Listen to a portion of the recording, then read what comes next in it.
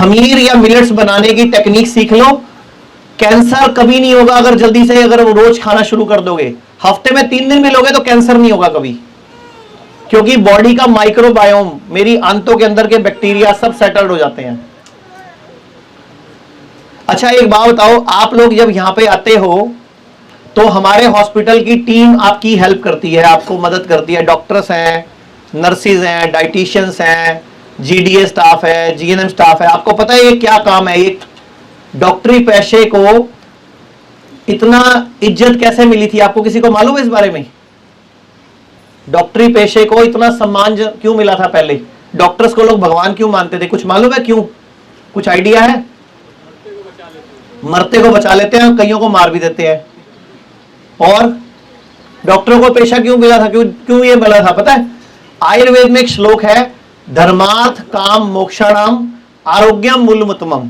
धर्मार्थ काम मोक्षाणाम आरोग्यम मूलमुत्तमम, कि धर्म, अर्थ, काम और मोक्ष, ये 4 पुरुषार्थ हैं। अगर हम सनातन संस्कृति की बात करें, सबसे लास्ट में क्या आता है? मोक्ष।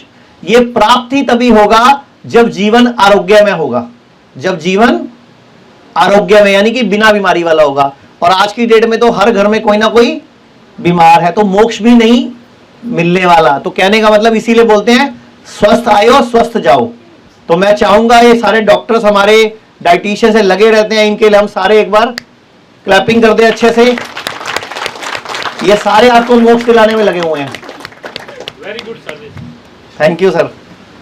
तो ये सबसे बड़ा आरोग्य को माना गया है। आरोग्य होगा तो धर्म, अर्थ, काम और मोक्ष, ये चारों की प्राप्ति होगी। इसीलिए पुराने टाइम से वैद्य को डॉक्टर को एक भगवान के समकक्ष माना गया।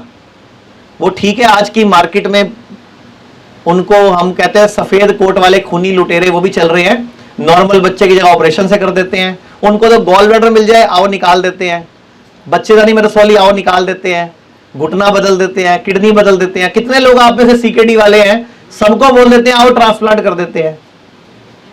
एक बार भी कोई डॉक्टर बोलता है कि ये किडनी आपकी रिवाइव कर सकती है, कोशिश करो, खाना पीना बदलो, लाइफस्टाइल सुधारो, ये किडनी वापस रीजनरेट हो सकती है? मैं आपको कितने लोगों की रिपोर्ट्स दिखाऊं जिनका जीएफआर 7 था, अभी 14 है, 14 था तो 22 है, 22 है तो 30 हो गया। कितने लोगों की रिपोर्टें देखें, उतनी रिपोर्टें हमारे पास। आप जैसे लोगों के इंटरव्यूज हैं, रिपोर्ट्स हैं, ये सब क्या है? रिजल्ट। डॉक्टर नीतिका आ जाओ इधर। ये आप लोगों ने मिलेट्स, बहुत सारे लोगों ने देखे भी नहीं है कभी। ये मिलेट्स की 5 कटोरियां, जाते टाइम देख लेना। बताओ पांचों के नाम। इसको हम कोदो बोलते हैं, कोदरा मिलेट है ये, जिसके कोदो यानी कि कोदरा, और फिर एक है लिटिल मिलेट है सर। लिटिल मिलेट, इसको क्या बोलते हैं? कुटकी बोलते हैं। कुटकी। ये बर्नयार्ड है, इसको स्वांक बोलते हैं। स्वांक खाई थी ना व्रतों में, स्वांक, वो मिलेट्स में काउंट होती है। गेहूं चावल भी मिलेट्स हैं, लेकिन ये नेगेटिव मिलेट्स हैं। हम बात कर रहे हैं पॉजिटिव मिलेट्स की। ये ब्राउन टॉप है, इसको हम हरी कंगनी बोलते हैं, और फॉक्सटेल इसको कंगनी बोलते हैं। कंगनी, हरी कंगनी, ये सारे मिलेट्स हैं, ये पॉजिटिव मिलेट्स हैं। पॉजिटिव मिलेट का मतलब इनमें खास गुण क्या है? जो गेहूं है उसमें 1.2% फाइबर होता है। कितना? 1.2%, मतलब 1% मान लो फाइबर होता है। चावल में 0.2% फाइबर होता है, और इन सब में 9% से ऊपर फाइबर है, 9 से ऊपर। और ये सारे अनाज पानी भी कम लेते हैं, इनमें पेस्टिसाइड की जरूरत भी नहीं होती, और अपने आप उगते हैं, और खर्चा भी कम कराते हैं। हमारे देश की जरूरत है ये आज की डेट में। अगर सारे किसान मिलकर गेहूं चावल को छोड़ के इनको उगाएं तो हजारों करोड़ का तो भारत का खर्चा बच जाए दवाइयों का। ये इतने अच्छी चीज है। एक सबसे बड़ी खास बात, जब आप गेहूं चावल खाते हो तो बॉडी में इमीडिएटली शुगर का ब्लास्ट होता है, शुगर बढ़ती है बॉडी में, शुगर ब्लड में, क्योंकि वो इमीडिएटली ग्लूकोज को ब्लड में रिलीज कर देते हैं। इन मिलेट्स की खासियत क्या होती है? ये पूरा दिन धीरे धीरे रिलीज करते हैं, धीरे धीरे। आप गेहूं खा के 2 घंटे बाद शुगर चेक कराते हो, बढ़ी हुई आती है ना कई बार, आप ये चेक कराओगे खा के तो नहीं बढ़ी हुई आएगी, क्योंकि ये धीरे धीरे पूरे दिन में एक जैसा रिलीज करते हैं। इनमें जो कार्बोहाइड्रेट की और प्रोटीन की रचना है वो स्पाइरल शेप में है, लेकिन गेहूं चावल में क्या है, स्ट्रेट है, वो सीधा ब्लड में मिक्स हो जाते हैं। दूसरी बात, आप सब लोगों ने गुरु ग्रंथ साहब गुरु नानक देव जी को तो सुना ही है ना। गुरु नानक देव जी के वृतांत में जब उन्होंने भागो के हाथ की रोटी खाई थी मर्दाने के साथ, तो कोदरे की रोटी खाई थी, वो कोदरा इसमें है। कहीं नहीं लिखा हुआ गेहूं की रोटी खाई थी, कहीं नहीं लिखा हुआ चावल खाए थे, क्या लिखा हुआ है, कोदरा, और कोदरा उसमें मिलेट्स है।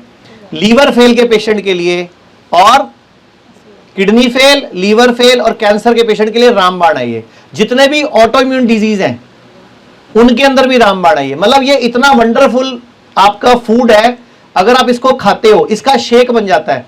क्या करो, नारियल की गरी ले लो और गुड़ ले लो, थोड़ा सा शक्कर ले लो, और अगर आपको गुड़ शक्कर लेना है तो इसको उसके साथ मैश कर लो, केला डाल लो, आम डालो, मैंगो शेक पीना है ना आपको, इसमें डाल के खा लो।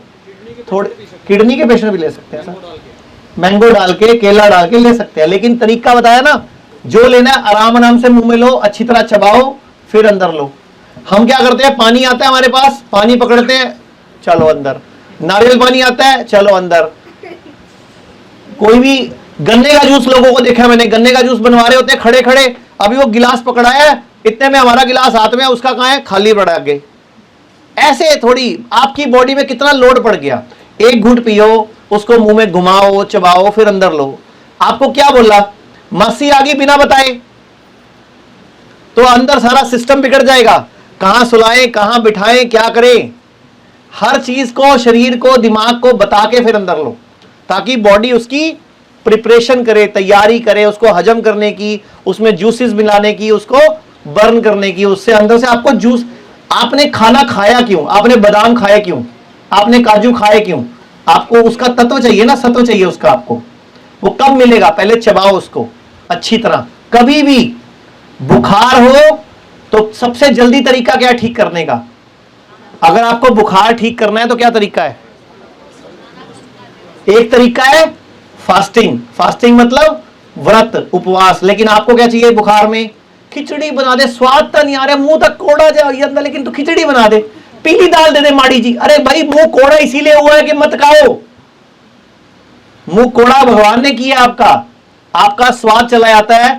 अभी सुबह मेरे को एक मैडम मिली थी, मेरा टेस्ट नहीं है, मेरी स्मेल नहीं है। कहां गई मैडम, वो हाथ उठाओ। आपने क्या बोला था सुबह मुझे कि मेरा टेस्ट नहीं है, मेरी स्मेल भी नहीं है, तो भगवान को थैंक यू बोला, अब अन्न बचा रहे हो देश का। आपका जनरेटर बिना तेल के चल रहा है ना, अच्छी बात है, क्यों खाना आपको, नहीं समझ आया आपको इशारा, भगवान का इशारा समझो। भगवान चाहता है कि अब आपको भोजन की जरूरत नहीं है, अब आप सिर्फ फ्रूट खाओ, सलाद खाओ, हरी सब्जियां लो, बस। क्या जरूरत है, रोज सुबह 5 कड़ी पत्ते लो, कोई जरूरत ही नहीं है। आपका आयरन पूरा, कैल्शियम पूरा, सब पूरा, जहां से जानवरों को सब मिलता है वहीं से आपको मिल जाएगा। थोड़ा सा हमें समझदार बनना है, यहां से नहीं, शारीरिक लेवल पे। यहां से तो आप बहुत समझदार हो, यहां से तो सारे समझदार हो, हमें समझदार बनना है, अपने शरीर के इशारे समझने हैं, वो कहना क्या चाहता है। शादी में गए, उल्टियां लगी, मतलब क्या निकालना है कि मेरी बॉडी इंटेलिजेंट है, उल्टियां लगाई, बॉडी को नहीं चाहिए। पोटियां लगी, बॉडी का मतलब क्या समझो कि बॉडी कह रही है गंद आ गया, इसको निकाल लो। लेकिन आप क्या करते हो, पोटियां रोकने की गोली खा लेते हो। बड़े हीरे मोती निकल रहे थे जो रोकने अंदर, हीरे मोती थे क्या वो जो रोक रहे हो अंदर, भाई निकल गए तो मेरे कोई नुकसान हो जाएगा, लाखों रुपए का मेरा बैंक बैलेंस कम हो जाएगा। अरे गंद है, गंद निकल रहा है आपका, तो आप 8-8 बार खा रहे हो इसलिए निकल रहा है। तो 3 बार मत खाओ, एक बार, एक दिन मत खाओ, 2 दिन मत खाओ ना। बॉडी कह रही है मुझे मत दो, मैं निकाल के बाहर फेंकूंगी, एक बार टिक जाओ, मुझे रिपेयरिंग करनी है अंदर। अरे सर वहम है आपका। अच्छा एक बात सुनो, जो सिंगल हड्डी है बिल्कुल, जो बिल्कुल पतला है, वो कई साल से लगा हुआ है बढ़ाने में वजन, फिर उसको खिला के इसका मतलब तो बढ़ जाना चाहिए। अच्छा एक बात सुनो, बुखार का बुखार में वीकनेस होती है। वीकनेस किसको होती है, आपको। आप बुखार में ज्यादा भाग नहीं सकते, तेज नहीं चलते, क्यों, आपको वीकनेस होती है। तो वीकनेस क्या सिर्फ आपको होती है, आपके अंदर के लीवर को भी होती है, आपकी किडनी को भी होती है, आपके हार्ट को भी होती है। तो क्यों प्रेशर डाल रहे हो उसके ऊपर। तो आज के बाद अगर बुखार हो, जुकाम हो, खांसी हो, गला खराब हो या नाक बहे, क्या करना है, 2 घंटे से 4 घंटे में ठीक हो सकते हो। क्या करना है, एक बड़ी बाल्टी में गर्म पानी भरो 40-42 डिग्री, उसमें दोनों पाँव डुबो लो, ठीक है। एक गरम गरम पानी लो चाय की तरह उबलता हुआ, उसमें पाँव डुबो और एक एक घुट करके पानी पियो। बुखार चढ़ने का मकसद क्या है, बॉडी टेम्परेचर बढ़ाकर अपने अंदर के बैक्टीरिया वायरस को हराना चाह रही है। गंदा पित्त इकट्ठा हो गया बॉडी में, उसको फूकना चाह रही है, तो आप उसकी हेल्प कर दो ना और गर्मी देके। नहीं तो पानी का टब घर में लगा ही रहे हो सारे, उसमें बैठ जाओ तो आप ठीक हो जाओगे। 4-6 घंटे में ही आप रेस्ट करो और ठीक हो जाओगे। जब भी आपको थकान हो, जब भी आपको दिक्कत आए, रेस्ट करो। बॉडी क्या कह रही है, रेस्ट कर, रेस्ट, मेरे को अंदर रिपेयरिंग करनी है। बस ये इशारे समझो बॉडी के, जिस दिन इशारे समझोगे उस दिन बहुत सारी बीमारियां अपने आप ठीक कर लोगे।